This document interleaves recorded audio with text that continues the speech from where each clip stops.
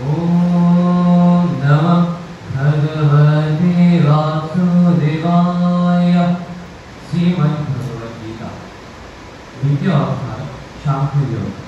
श्री भगवान उवाच देहिरस्मिन् यथा देहे कौमारं यौवनं जरा तथा देहान्तरो प्राप्ति धीरस्तन्द्रमुच्यते मात्र स्पर्शदुःखतेया शीतोष्णसुखदुःखदा আগময় পাহিরানিতান্তি দীক্ষাস্য ভারত। অর্থাৎ পরমেশ্বর ভগবান শ্রীকৃষ্ণ বললেন, হে অর্জুন, মানুষের জীবনে শৈশব, যৌবন এবং বার্ধক্য যেভাবে আসে, মৃত্যু ঠিক সেভাবেই আসে। জ্ঞানী ব্যক্তি কখনো ইহাকে শোকাহত হন না।